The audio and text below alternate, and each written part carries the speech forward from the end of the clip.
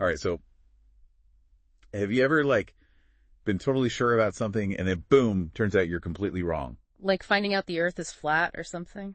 Okay, maybe not that extreme. But yeah, like some common knowledge thing that's totally bogus. I get it. It's like that feeling when you realize you've been saying a word wrong your whole life. Exactly. That record scratch moment, you know? And that's kind of what we're dealing with in this deep dive.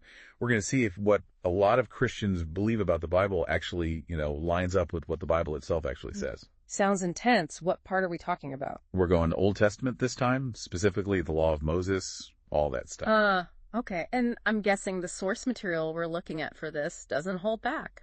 Let's just say they're not afraid of a little controversy. Oh, boy. Well, lay it on me. What's the source? So, full transparency, we're diving into this YouTube video from 119 Ministries called, get this, The Pauline Paradox. Part 1, is the majority ever wrong? Okay, even the title is raising some eyebrows. Yeah. Right. But remember, our job isn't to tell you what to believe. It's to take this source, break down what they're saying, and see, where it leads. It's like we're theological detectives. Exactly. And this video, it makes a bold claim right off the bat. They're saying that tons of Christian doctrine about the law of Moses totally contradicts, flat out contradicts, what the Bible actually says. Hold on. Contradicts? How so? Well, they're saying that even though Jesus himself followed the law of Moses, right, of course, they're claiming that a lot of Christian teaching today basically acts like it's irrelevant. And they use this really interesting term to describe that. What's that? Lawlessness. Lawlessness. Okay, that sounds a little intense. Yeah, it definitely caught my attention. But they're not talking about breaking the law like robbing banks or anything. Right. It's more about the heart, isn't it? Exactly. It's like acting as if God's law is totally irrelevant. It doesn't even matter. And they're claiming this is a big problem today, just like it was back in Jesus' day. That's exactly what they're saying. Okay, I'm intrigued. So where do they start? How do they even begin to unpack all of that? Well, they draw this really interesting parallel between modern-day Christianity and the Pharisees from the Gospels. Okay, so the Pharisees. For those who need a refresher, who are we talking about here? Right, so we're talking about the religious scholars of their time, the guys who knew the scriptures inside and out. Super devout, very knowledgeable, all of that. But didn't Jesus have some, shall we say, strong opinions about them? Oh, yeah. He called them out constantly for not actually living by what they were teaching. They knew the rules, but they weren't following them. All talk, no action. Classic hypocrisy. Exactly. And that's the parallel this video is drawing. They're asking, what if today's Christian leaders are making the same mistake? What if we've gotten things wrong? Whoa. Okay. That's a pretty bold statement to make. But they must have some evidence to back it up, right? They're not just throwing out these accusations without any basis. Oh, they've got verses, trust me. And they don't shy away from the heavy hitters. Like what? Give me an example. Like Mark 7.667, where Jesus straight up tells the Pharisees, and I'm quoting here, "You hypocrites, Isaiah was right when he prophesied about you. These people honor me with their lips, but their hearts are far from me." Ouch. Yeah, that's a pretty direct hit. He's basically saying their outward piety means nothing if their hearts aren't truly following God's commands. Exactly. And this video's point is that the same thing could be happening today. We could be caught up in appearances and traditions, but missing the heart of the matter. Okay, I see where this is going. So it's not enough to just talk the talk, we have to walk the walk. That's the idea.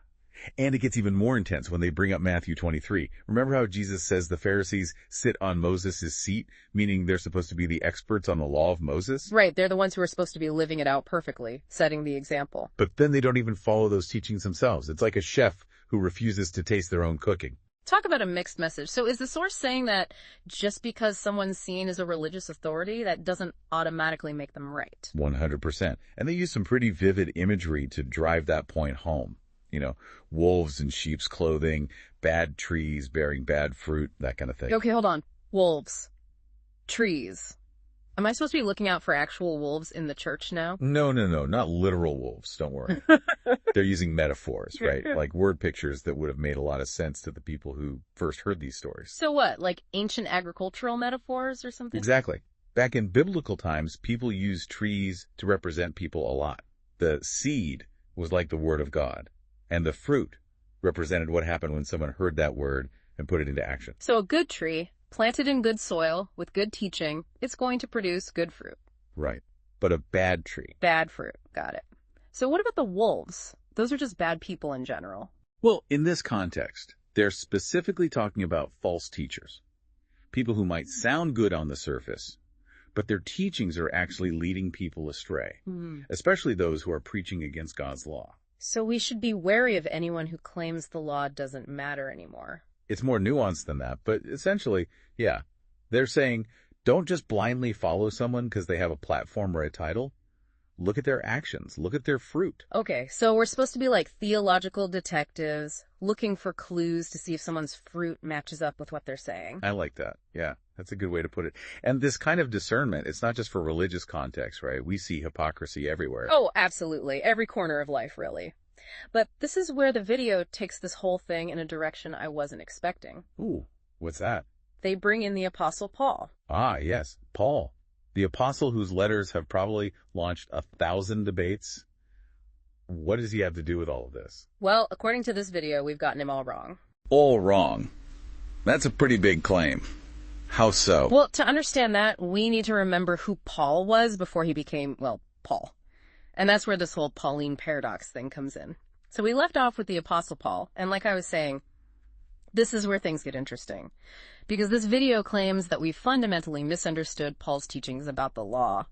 They even have this whole catchy name for it, the Pauline Paradox. Oh yeah, that's definitely going on the clickbait title list. Yeah. But seriously, a paradox. How so? Well, to understand that, we need to remember who Paul was before he became, Paul. Remember, this was a guy raised as a Pharisee, totally steeped in the law of Moses.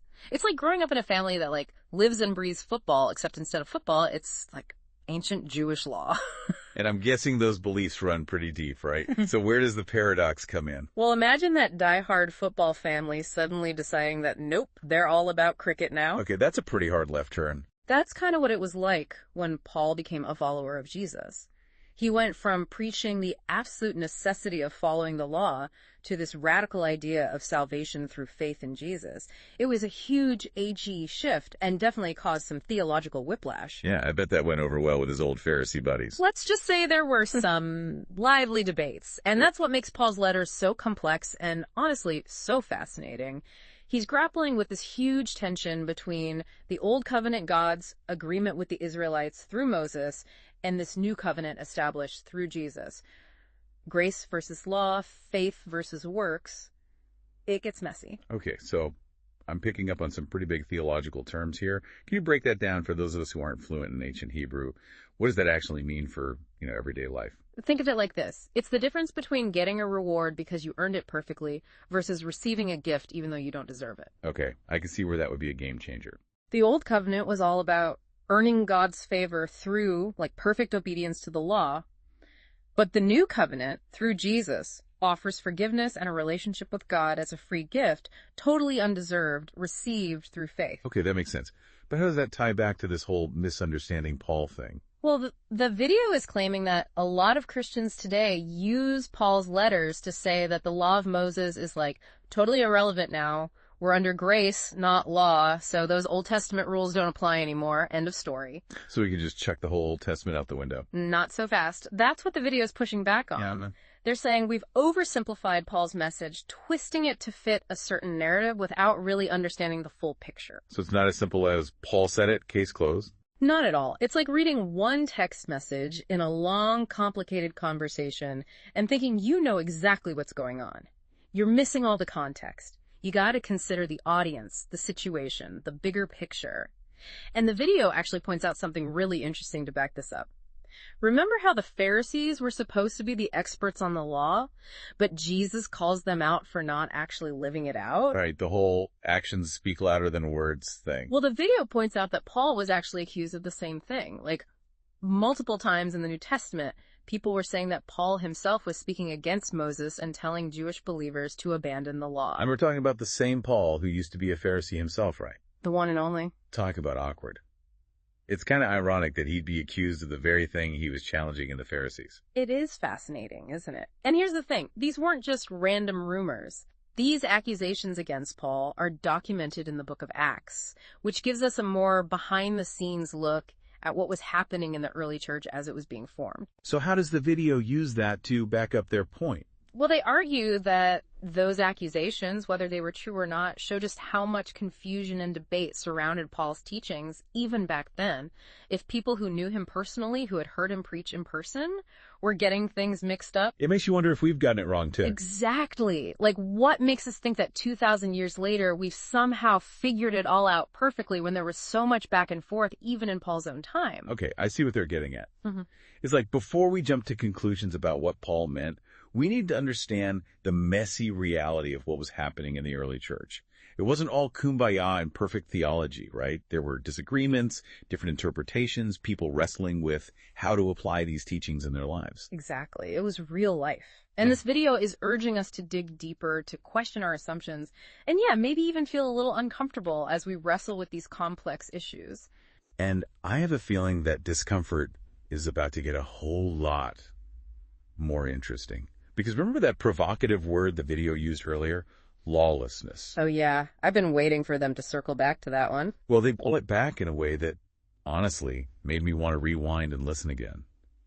That term lawlessness, it's really been sticking with me. It's such a strong word, you know. It is. And remember, they said Jesus himself used that word to describe what the Pharisees were doing wrong. Like, they weren't necessarily breaking the law outwardly, but they were missing the whole point. Right, their hearts weren't in it, even if they looked devout on the surface. Exactly. And that's the parallel the video wants us to see, you know? They're suggesting that if Jesus considered it lawlessness back then to disregard parts of the law of Moses, well, maybe some of our interpretations of Christianity today could fall into that same category. Okay, now that's a thought-provoking statement right there. Because it all comes back to this. If the law of Moses is really irrelevant for Christians today, then why did Jesus, you know, who we see as like the ultimate example, why did he follow it so meticulously?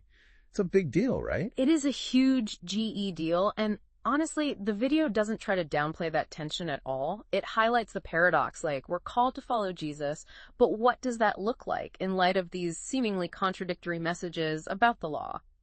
It's tough.